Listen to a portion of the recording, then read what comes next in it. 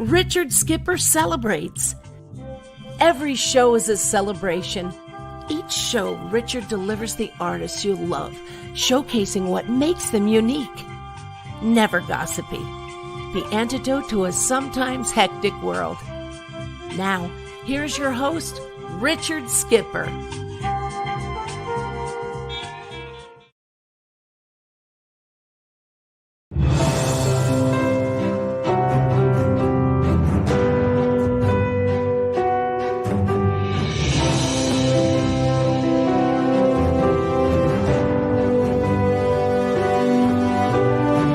Theaters are magic. You go into a theater, and I don't care if it's a small little local one in your hometown or something as grand as Radio City Music Hall. When you're in the music hall and the lights go down, it becomes intimate and fascinating and magical.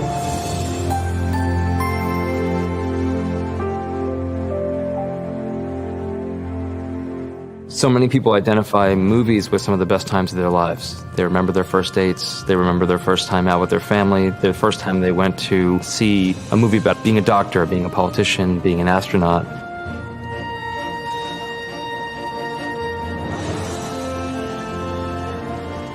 There's something about seeing those stories on screen and you get a chance to understand other cultures, other experiences, other places. We may never live those fantasies or those lives of the people we're watching, but we do it vicariously. You were giving people a complete escape from their ordinary lives. From the moment you walked into the lobby, plush carpeting, gilded relief work on the walls and on the ceilings, magnificent chandeliers, decor from different periods of art and architecture around the globe. This at a time when most people, most Americans, didn't have the opportunity to travel. They were places where the rich and the poor could rub elbows. They built these palaces to be the Disney of the day, so that you walk in off the street and you forget all of the troubles and all of the things that you had going on in your life because you're surrounded by this magnificent building. I remember coming here as a child and just being completely amazed and taken aback by the ornate beauty of the building. When I first started my job at Theater Historical Society, it was kind of eye-opening for me to learn that the places that I went to see Broadway touring shows or the symphony were actually buildings that were built as movie palaces.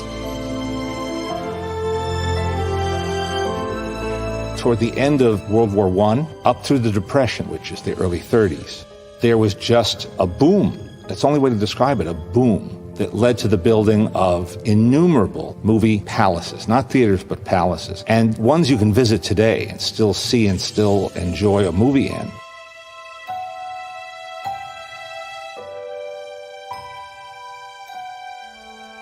Seems so incredibly lavish. You wonder how anybody could conceive of them, or why they would build such structures just to go to the movies.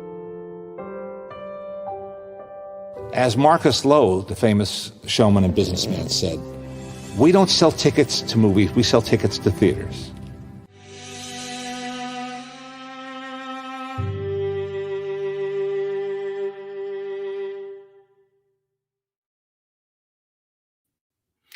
Happy Tuesday, everyone, and welcome to a very special edition of Richard Skipper Celebrates. Today we are celebrating the premiere everywhere in the United States tonight. You will be able to see this film. It's going to be on Amazon Prime, and we're going to talk about that a little later. But this is Richard Skipper Celebrates, and I celebrate artists and their body of worth.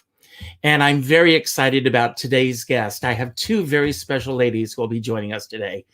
But I want to talk a little bit before I bring on April Wright, who is the writer, director, producer of the film, which you just saw the trailer for. When I was a kid, my parents used to drop me off at the Holiday Movie Theater on Main Street in my hometown of Conway, South Carolina.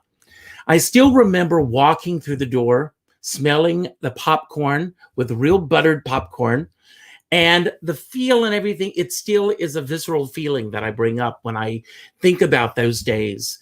Many of the movie palaces that you just saw here, I've had the pleasure of actually visiting on very special occasions in my life. When they restored A Star is Born, the 1954 version with Judy Garland, the premiere was at Radio City Music Hall. And I was lucky enough to be among the audience that night. And that was the first time that I saw a movie on that huge screen at Radio City Music Hall. Pantages Theater. I celebrated Carol Channing's 90th birthday with her at the Pantages Theater, and the Fox Theater in Detroit, and so many of these other theaters. But today we have April Wright, who I'm going to bring on right now. And hello, April. Hello. Before we delve into the world of movies, of course, let's talk about the reality of where we are right now. We are living in the midst of this crazy pandemic. And I want to ask you, how are you doing really in the midst of all this? You know, it's tough. I have put a lot of effort into getting the word out about historic theaters with this film, and prior to this I did a documentary about drive-in movie theaters, which I've seen and I love. Thank you. And so it's a very interesting time because drive-ins are back. They're getting attention. People are aware of drive-ins, and that's a wonderful thing. It's still tough for them because they're at reduced capacity. They have extra, things they have to do to keep the place clean and hire extra people.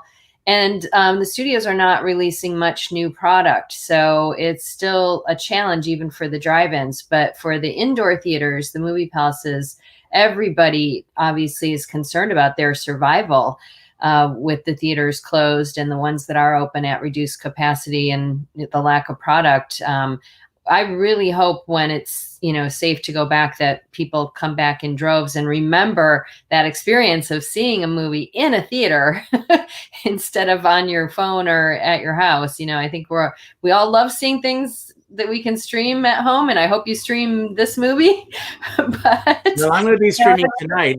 I wanted to wait until we had the interview and go to a theater. I mentioned Carol Channing in my introduction, and her birthday party was at the Pantages Theater.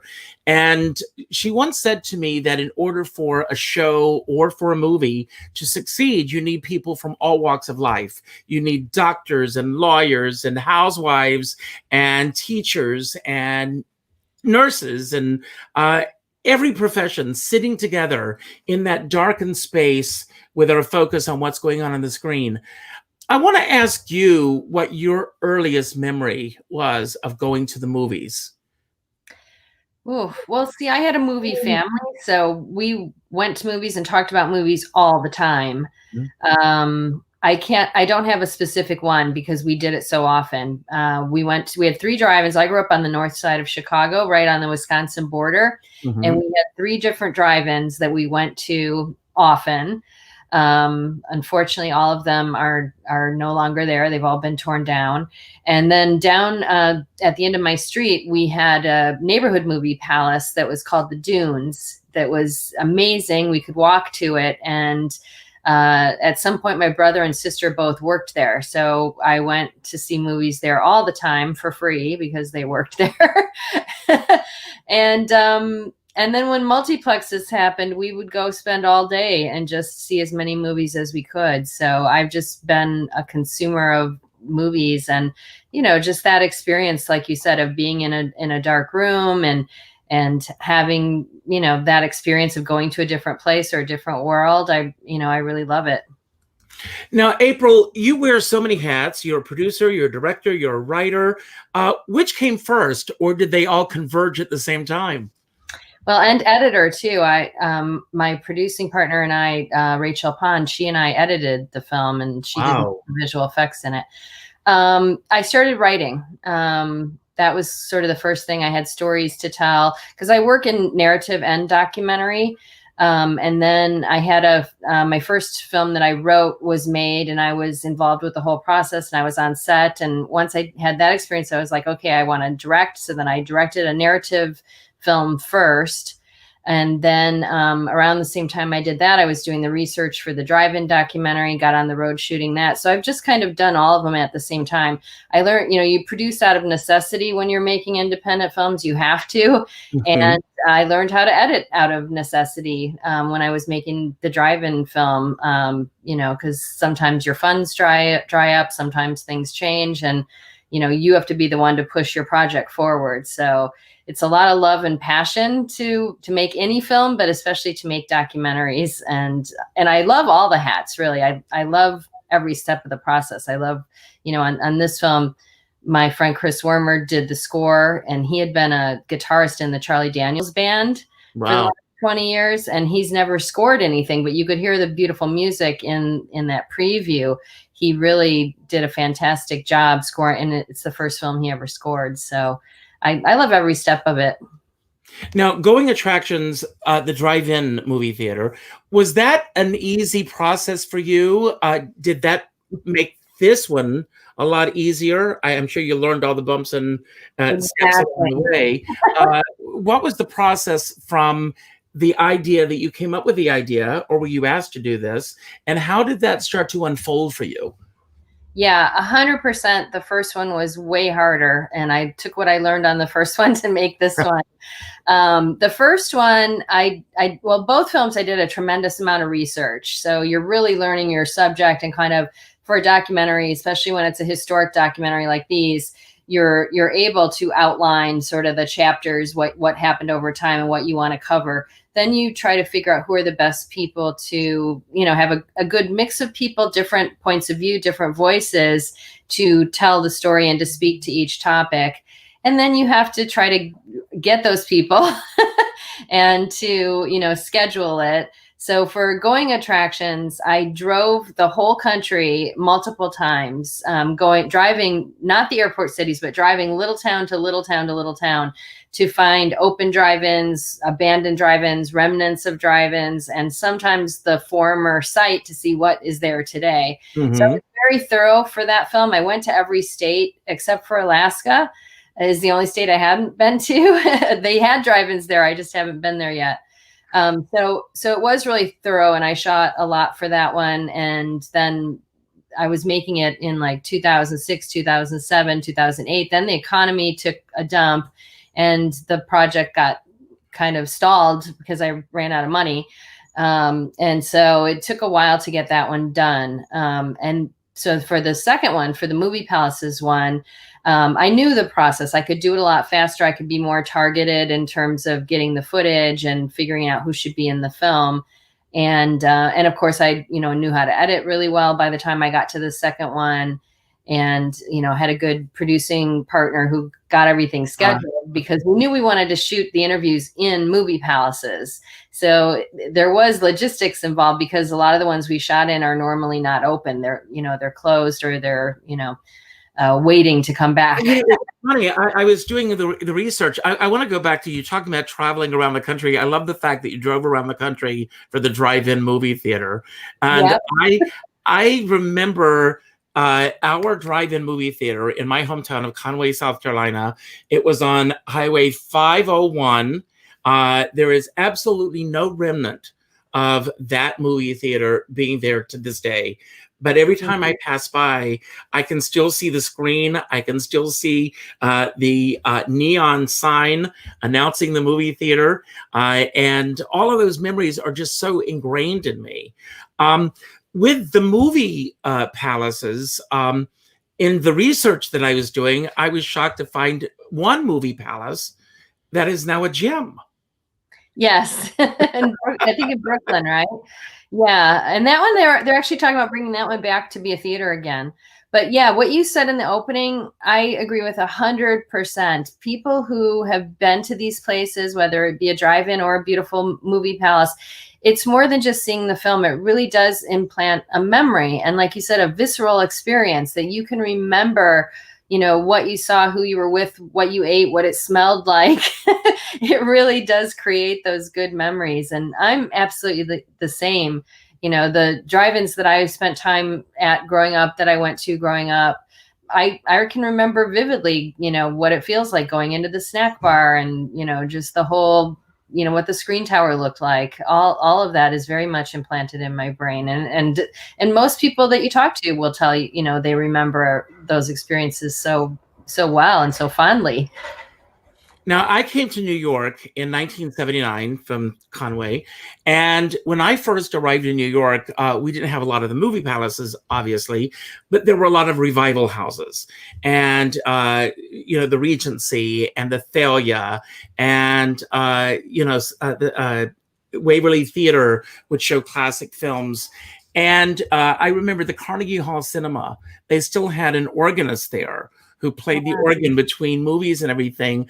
Have you had the experience of seeing any classic films, for example, on the big screen in any of these movie palaces?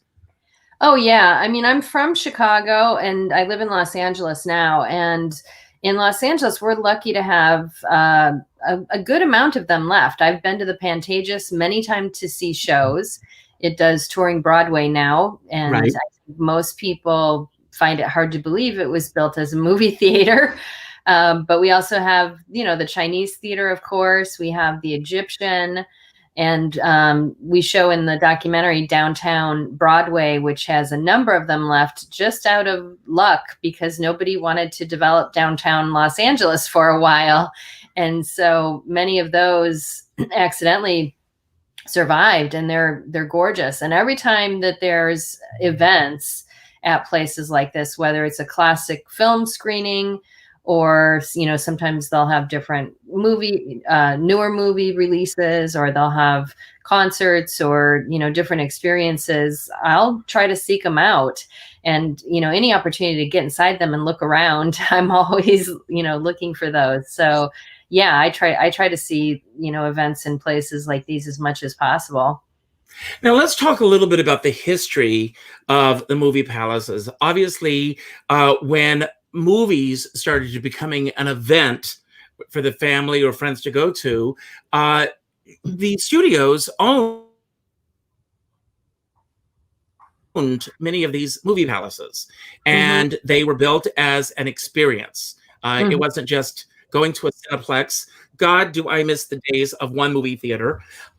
Sometimes you see a movie and there's a bleed from the other movies coming through as well. Can you talk a little bit about, and I haven't seen the film yet, I'm looking forward to seeing it tonight.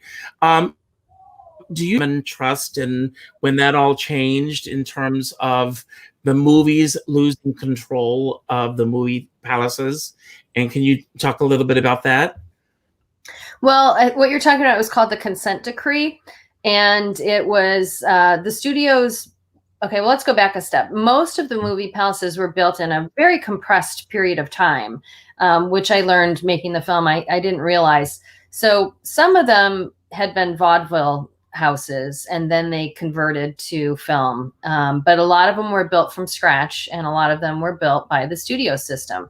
So today, if you go by a theater, go see a touring Broadway show or a concert, and the theater has Paramount or Fox or Warner on it, those were built by the studio. And they were all built mostly in the 1920s. Radio City Music Hall is one of the last ones built in the early 30s, but most of them were built, over like a 10 or 15 year period. And then in the 40s, the consent decree happened, which stopped studios from owning theaters. So they had to divest of those. And it was at a tough time, because it was also when television was starting to emerge. And so we talk about that in the film, how this combination of more television and you also had drive-in movies starting after World War II, was a big expansion of, the suburb growth to the suburbs and, the two-car family idea. And a lot of the movie palaces were downtown. So when people left downtowns quite a bit, plus television, plus the consent decree, it did put a lot of these big houses into financially difficult situations, and a lot of them found ways to survive, but that was a big shift for sure. Now, I'm curious to know about your process when you're creating a documentary film such as this. Do you have a script that you work from, or does the script evolve as you begin to do more and more research on the film? That's a good question. I do a pretty, like I said, I do a lot of research and I do an outline. And for Movie Palaces in particular, Rachel and I sort of mapped it out in chapters. I think we had maybe 10 different chapters or sections. And so we do note cards just like you do with a narrative film. So we sort of outline, these are the chapters, this is the flow of the film. And then we're figuring out who do we want to interview and who can speak to each topic, making sure that each person has one topic where they'll shine, like they're sort of the expert of this topic. So you find a mix, and then we, sort of put the people, down the other column, and then we sort of go across like, oh, this person's going to talk about this topic and this topic, and we'll sprinkle them in. But, when you watch the film, you'll sort of see by design, it's, it evens out in terms of who's telling the story. So yes, it's very structured. Let me take a drink here. And I'll take one too. Thank you to you. Yeah, it's very structured. Now, does it evolve? Because I'm doing in these two films, their history. So their history that's already happened. So no, the structure doesn't evolve. Like we know the basic eras, but as you're talking to people and interviewing them, you're going to get information and things that you didn't expect. People are going to know about things that you didn't realize. In fact, even, Rosemary Novelino Mears is going to join us in a minute. Yeah. When I started the film, I did not know Radio City Music Hall had been a movie theater for most of its life up until, she saved it. So that was really interesting. I didn't grow up in New York, so I didn't know that it was primarily movie theater. I only know it today. With, as the Rockettes and the Christmas shows and that kind of thing. So that was interesting. And there were a lot of things, along the way that you don't know that people bring up. And then, so you get a lot out of people once you start interviewing that you didn't expect. Now, full disclosure, I found out about you and this film and everything through our mutual friend, Rosie, who you just mentioned. Her book is absolutely phenomenal on what she did to save Radio City Music Hall. And I'm actually going to be interviewing her on December 27th with a full interview about the history of Radio City Music Hall and her efforts to save Radio City Music Hall. This is her book, which I highly recommend to everyone. And then I'm going to bring Rosie on and perfect segue to bring you on. Hello, Rosie. It's good to see you. You too. Thanks for putting the book up. That was very nice. Thank you. Well, I'm looking forward to sitting down, and I've read the book. I love the book and how the efforts that you did. We were talking earlier, and I mentioned to you that when I was growing up in South Carolina once again, and I was reading about the fact that Radio City Music Hall was going to be bulldozed. All I kept thinking about was they can't do this, until I at least get to New York to experience it. Yeah. And of course, Christmas show and so many things that happen at Radio City Music Hall. Give us a little bit of history about the films of Radio City Music Hall, because it did open as a movie theater. When it originally opened that first night, Roxy wanted it to be just for live entertainment. He didn't want it to have films at all, because he had another theater, the Roxy, a block away, and that did movies and stage shows. So he wanted just stage shows at the theater. And the opening night was a complete disaster. I mean, it was a mega bomb. And so the board of directors, against his wishes, decided we had to put movies in this place or it's going to close. So 2 weeks later, they decided to put movies in. And the first film was The Bitter Tea of General Yen with Barbara Stanwyck. And that movie was actually scandalous. And so it only lasted 8 performances and they pulled it because God forbid there was a romance between a Asian and a white girl. And oh my goodness. So they pulled it and they put another film in. And it very quickly became very, very successful. So they did movies and stage shows. They ran 4 shows a day and 5 movies a day. And Wow. by the And how many seats are there at Radio City Music Hall? 6,200. Intimate little theater, yes. An intimate little theater. And how often was the theater at capacity, or was it always at capacity?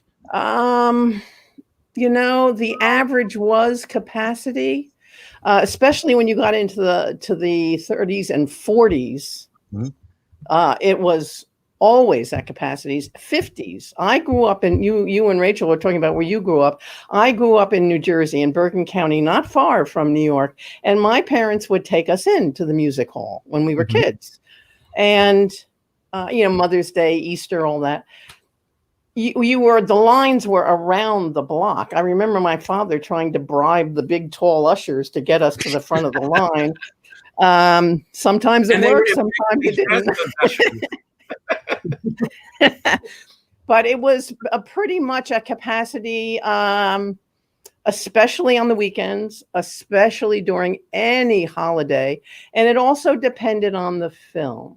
Now, the films that played there for most of its life until the mid-70s were top of the line. I mean, mega hits. They're all our classics now, but so many of them opened at the music hall, and it had that kind of reputation. The producers would fight to get their films into the music hall, because if it played the hall, instant success. Instant. That's the kind of reputation it had. So when I grew up, I remember going there and seeing a lot of Doris Day films. I grew up in the 50s. I'm older than you and Rachel. Slightly, just a little. Yeah, just a little. We're all the same age in my mind. So, but they had White Christmas open there, Snow White and the Seven Dwarfs open there, a lot of Betty Davis films open there, The Heiress open there. It's amazing when you look at the list of classic films. It's like, wow. I mean, they were all before my time. And how many, of those classic films, or many of the films that you're mentioning, did they premiere there as well? 100 of them did. About 100 films premiered there. Yeah, had their world premiere there. And they also had their New York premiere there. But also, you got to remember back then it wasn't per show, per ticket, and then you clear the theater like we do now. Right.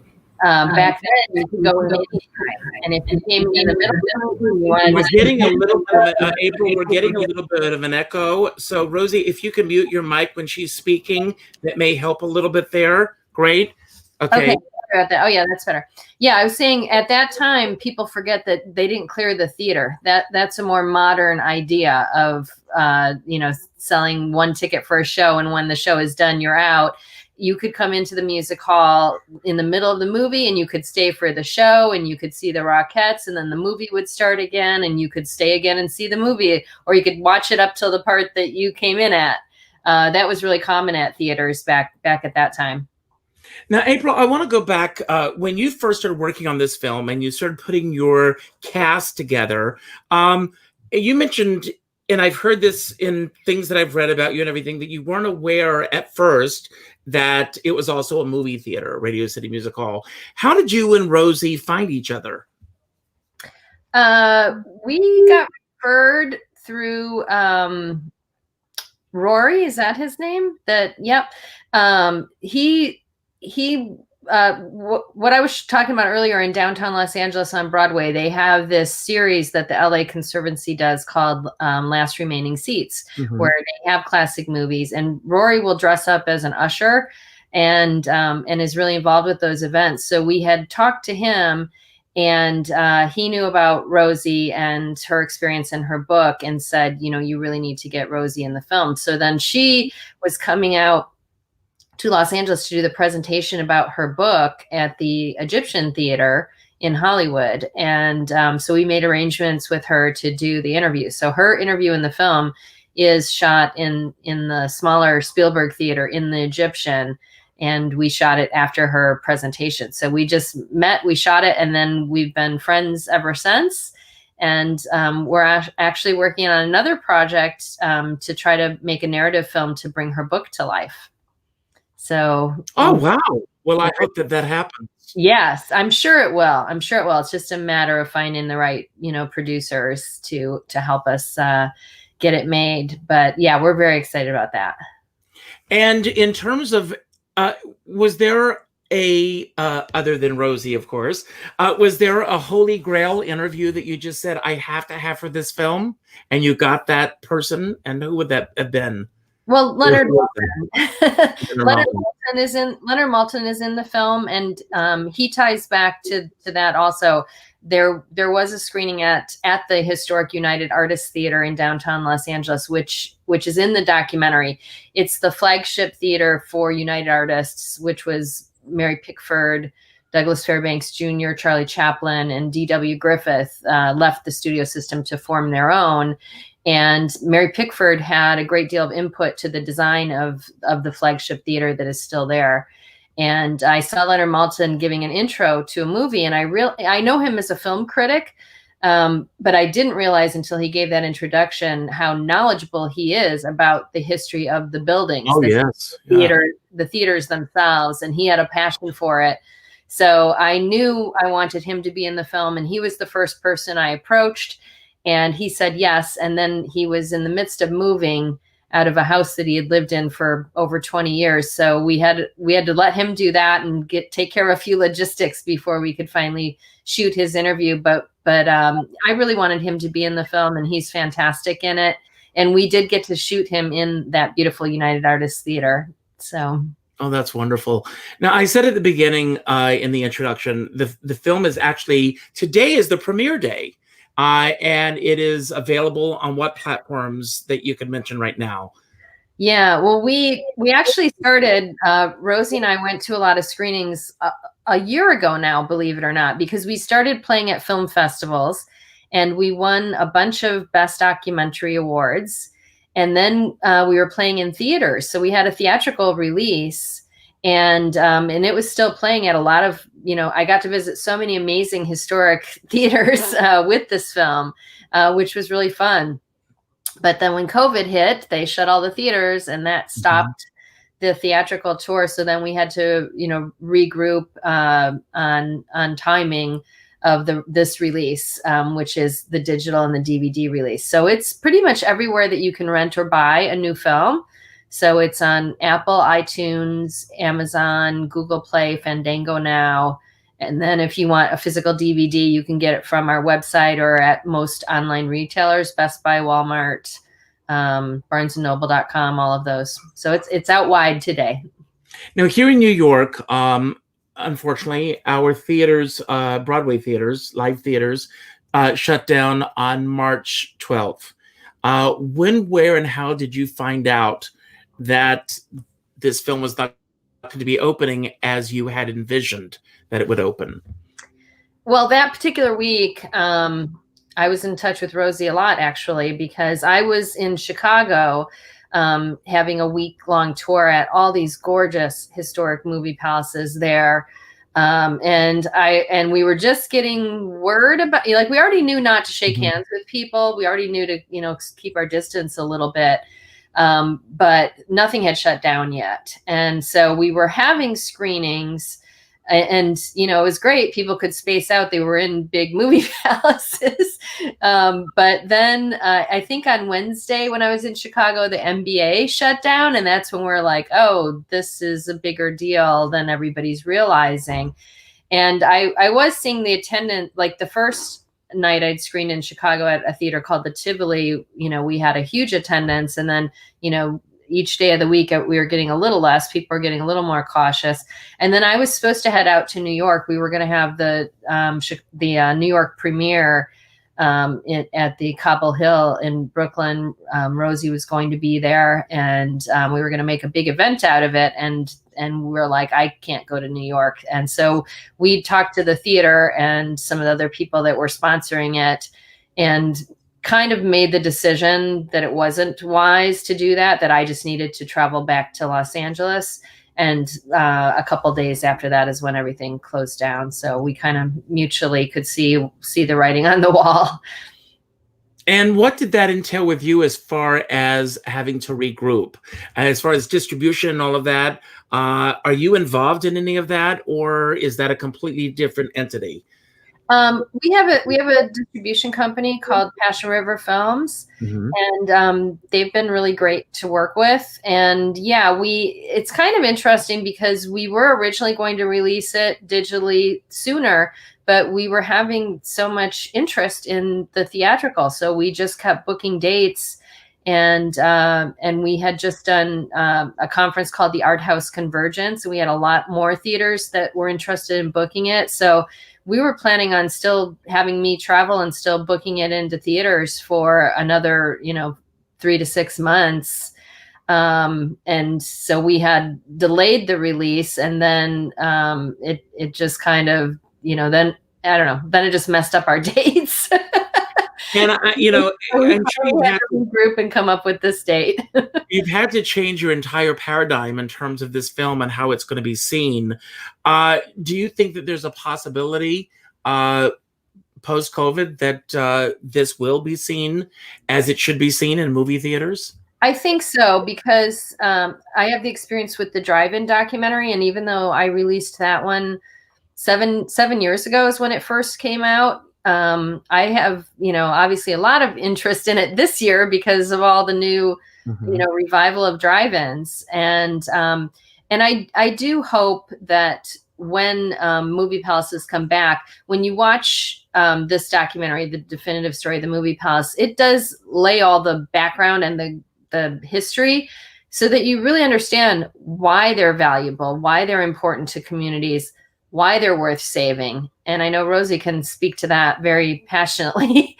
Well, I want to speak with Rosie again, but I remember we were at a dinner party, and Rosie was telling me that she had filmed her segments and how excited she was about the film. Rosie, having seen the finished product, what is the biggest takeaway for you personally from this film? Oh boy, what a great question that is.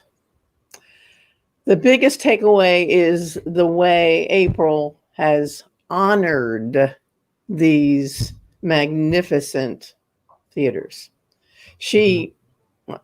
I have told her this privately, so it has nothing to do with her sitting in front of me. She has done a magnificent job. The research that she did is impressive, extremely impressive. And you see the whole history of cinema.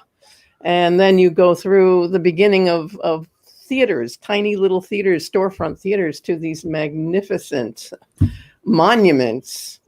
And I don't know if it was you I was telling, Richard, or somebody today, probably my friend in England, the section that she has of the theaters being destroyed.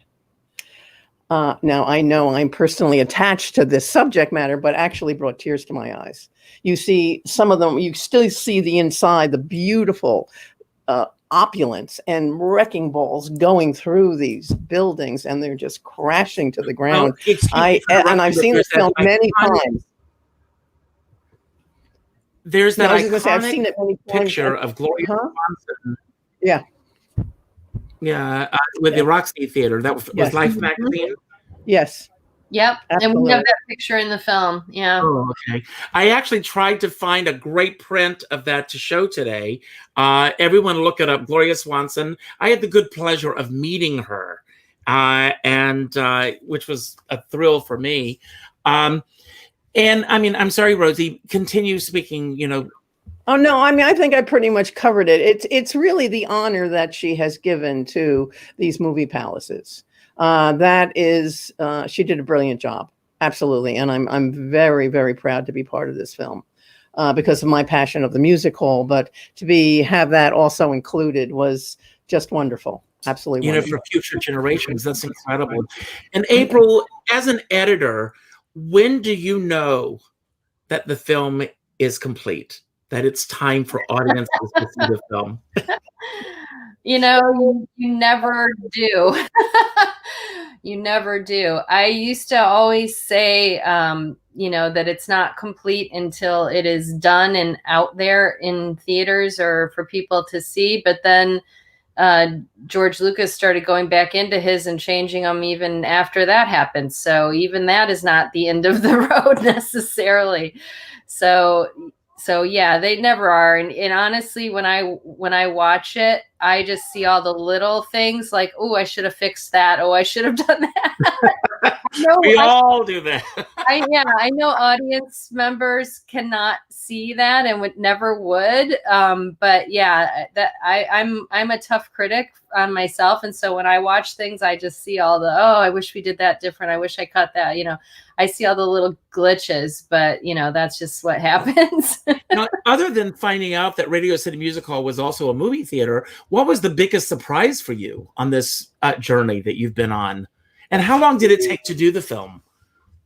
It took years. I mean, I think we did all the interviews during 1 year. A couple were stragglers that we got later. The editing really took the longest. Took years. Other surprises, I'm not so sure information surprises, but one thing that was really exciting was to get inside the Uptown Theater in Chicago, which is one of the most magnificent still standing, and its doors have been closed since the 1980s. Wow. And they're working to raise money to do the needed restorations and to bring it back. And I just remember, you know, reading and learning about that theater. And the first time I approached it was actually at night. I was in Chicago, and a friend of mine drove over there with me, and just seeing it, the building, and because it's a standalone building, and you know, the big marquee on it, I was kind of blown away, like, oh, I've got to get in there. And it was tough because Jerry Mickelson, who owns it, he's super protective of it, and just trying to maintain it and keep it in, you know, enough good shape so that when it's time to restore it, they can. And there's a lot of volunteers he has that help keep an eye on the building and keep it in decent shape. And so he when I was in Chicago filming at first, he didn't want me to. He didn't want to include the film, but I talked to him and eventually convinced him of the obvious, that you can't really make a film on this subject and not show the Uptown.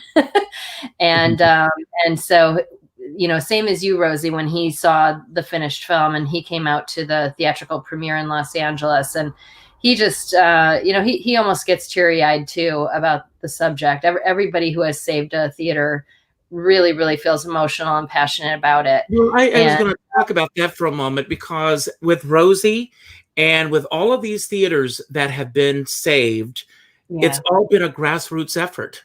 You know, it's just, you know, the people who have a passion for these films. I remember when they ripped down the Piccadilly Hotel and the original Helen Hayes Theater and the original Morosco Theater, and I was standing in a picket line. These are Broadway theaters, of course. And I was standing in the picket line with Colleen Dewhurst and Tony Randall. I was a kid from South Carolina who thought, they can't tear down these Broadway theaters.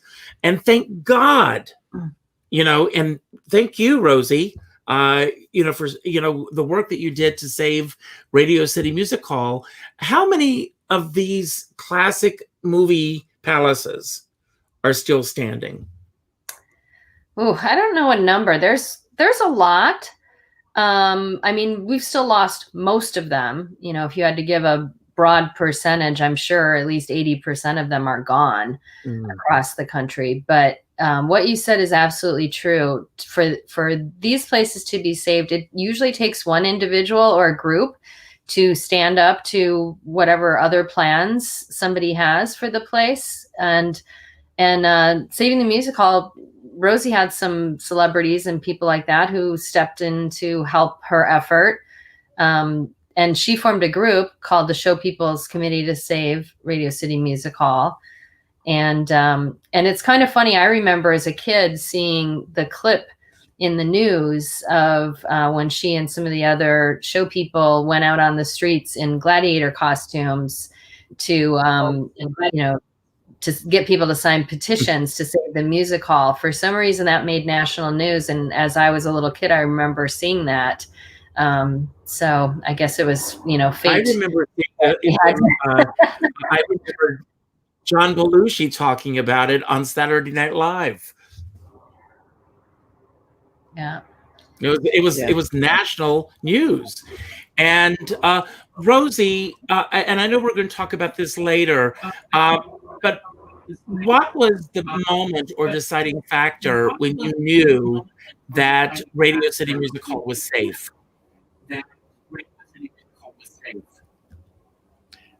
When it was saved, or what? I didn't hear that last word. Not going to be demolished. It was literally 10 minutes to midnight. It was the last day of its life was supposed to be April 12th.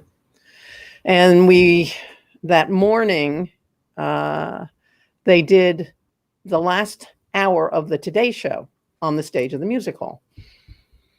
And there was a whole political battle going on here in New York about which politician was going to be credited with helping us save it. It was a complete distraction. But this Today Show was going on, and we were all still home. None of us were at the theater. We were watching it at home. And I have a copy of this show. So everything I put in the book about it is absolutely word for word true. And it was shocking what was going on. They were literally having this battle live on television with Gene Shalit. Remember Gene Shalit? Oh, yes, of course. Yeah. And so we all went to work that day, and we were going to do the 4 shows. It was a very depressing day. And the final show that night was going to be a charity benefit. That's a good idea, to do a charity benefit. So when we did that last show, we still had no idea. That curtain came down and we had no idea of the outcome. But we had decided that we were going to go out with style, and we were going to get all dressed up and have a party. We tried to get the Rainbow Room, the big room. We couldn't afford that. But the room right under it was called the Rainbow Grill, and they gave us a deal. So that's where we were going to go. And when we went, we walked in, and all these press were there. I did not invite the press. I didn't know they were going to be there. They were drinking all of our booze and eating all of our food.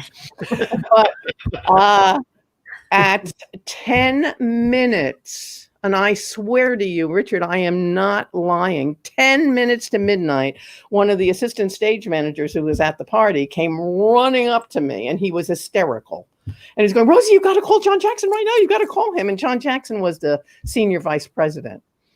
And so I got hysterical because Stephen got hysterical, and I'm trying to find a telephone. We didn't have cell phones in 1978. And so I went to a gentleman from the Rainbow Room, and I said, "Do you have a phone I could use?" And he escorted me out to the hall to a wooden phone booth. And I had run out so fast, I had no money. And I turned to him, I said, "I don't have any money."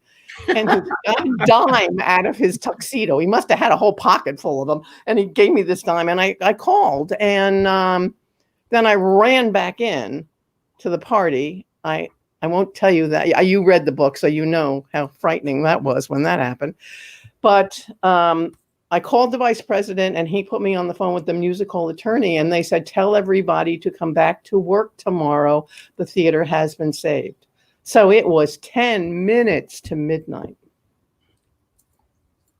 Horrible. Wow. And so everybody had to go back to work the next day. Everybody already was inebriated. And so that first show the next morning was a little funky. But and then whatever movie was playing there, Cross Swords, I think. The show lasted another 2 weeks, and then they closed it and prepared for the next one. And there was only one other film shown there after that. And then they totally revamped it and turned it into what Roxy originally wanted, which was just a stage presentation. Now, and they do mostly, Richard, they do concerts there. Yeah. Well, and we're going to talk more about this on December 27th. Yeah. Everybody tune in that night. But I've taken the tour of Radio City Music Hall, and it's really a great tour to find out about the history and also about the architectural design of Radio City Music Hall. And there were so many great designers who designed these music halls, and it was an experience to go to the movies. And April, I see a life probably beyond what you even envisioned for this film as a selling tool in terms of saving these future theaters from being torn down. At least that's what I hope is the outcome of this. I mean, did you have an ultimate goal when you sit down to tell this story? Well, for me, it's just my own passion and interest, and wanting to understand, the history. But my distributor said the same thing that you actually said. He's like, this film is such a gift to people who are either trying to save these places or who are operating them. A lot of them operate as nonprofits, so they're in constant fundraising mode.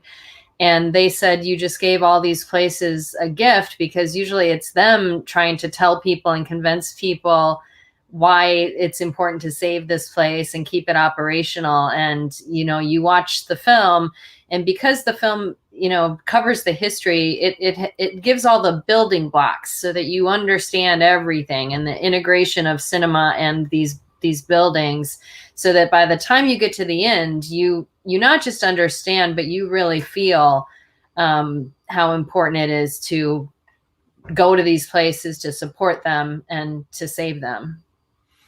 And what's next for you, April?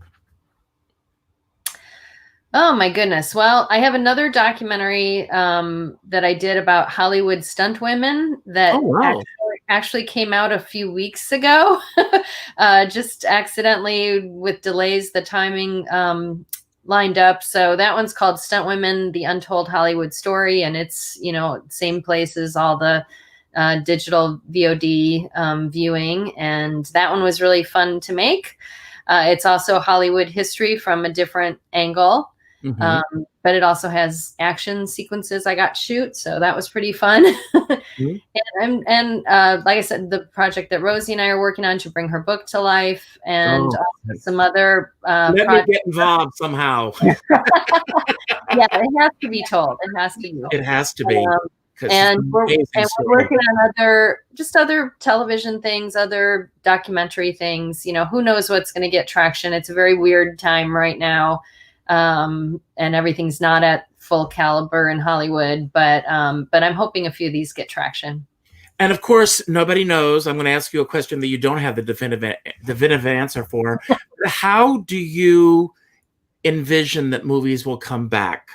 The way that we used to enjoy movies. Do you think that the single movie theaters will come back? Boy, I hope so. I don't know. I don't know the answer. You're right. But the consent decree that we talked about just got overturned recently. So studios could own movie theaters now if they want to. And a lot of the chains are devalued now because of the pandemic economic impact. So I don't know if any studios will get back into the theater business, but it's a possibility.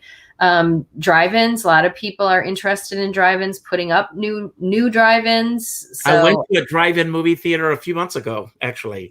Yeah. So I think some of that is going to stick, that there will be a rise in drive-ins even past the pandemic, because now you have a whole new generation of kids that are having that experience. Many of which, didn't over the last couple decades because there were less drive-ins, but now people are noticing them again. So, and there's a lot of pent up films that have delayed the release. So I do think it's going to take, a vaccine for people to feel safe to do things in groups again.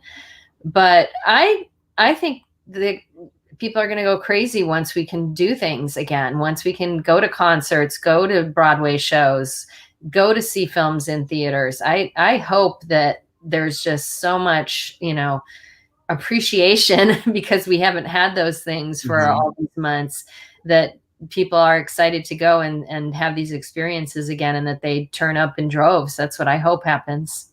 Well, it's interesting. I think of this time that we're living in right now, and I can't believe this, but we're almost at the end of our program. I want to thank both you and Rosie for taking the time to spend with me this afternoon, and with everyone who's watching. Thank all of you for being here. But I think of this time that we're living in right now as a pause for all of us to really appreciate what we had and what we don't currently have at our disposal. And now I'm reminded also of these great movie palaces and the experience that it must have been, for families to walk in. And I remember in my hometown movie theater, the curtains used to open. Like it was, a special presentation, and seeing the 20th century logo or the MGM Lion or something behind the curtains. And the curtains were about to open, and the whole experience of going to the movies. I want to thank everyone for being here today. I hope you all enjoyed the show. And if you did enjoy the show, I hope that you will go to my website, richardskipper.com, and put your thoughts about the show, because that helps to boost me in other markets. I also tell everyone with every show to go out and do something nice for somebody else without expecting anything in return. So today, what I'd like you all to do is to go to your Facebook friends list, look up the second friend that pops up, and call them and tell them about this documentary. And so that they can go and watch it themselves. Bravo. And everybody tune in tonight. I'm going to be watching at 8 o'clock tonight. And thank you for giving me an escape from CNN and MSNBC and any other network out there. I really appreciate it. And before we sign off, Rosie, I'm going to turn the stage over to you for a moment. Any message that you want to send out to anyone out there, either about the documentary or where we are now, or any message of hope that you want to impart? You have the stage. Wow. I think it's very exciting what you just said about watching the film tonight. Please do. And I also hope we just start being nicer to each other. We need to be nice. We need calmness right now. And none of us are calm. And this movie will absolutely be an absolute fabulous distraction from MSNBC and CNN that I'm addicted to. So enjoy the film. And Richard, thank you so much for doing this. You have such a big heart. And I know April and I appreciate this. Thank you. Yeah. Thank you. April, I really enjoyed this conversation. Thank you for having us both on. I really appreciate it. Thank you. And anything I can do for either of you, I'm there. When the crowdfunding starts for Saving Radio City Music Hall, I'm going to be waving the banner. Yeah, we'll hold you to that, Richard. We'll hold you to that. I am going to do that. Again, thank you. As Rachel Maddow says, you could be anywhere in the world that you want to be right now when you're spending the time with me. So I really do appreciate it. And I hope that everyone has a wonderful afternoon. And I'm going to see you at the Movie Palace tonight. Thank you. Bye, April. Bye, Rosie. Bye, Richard. Thank you.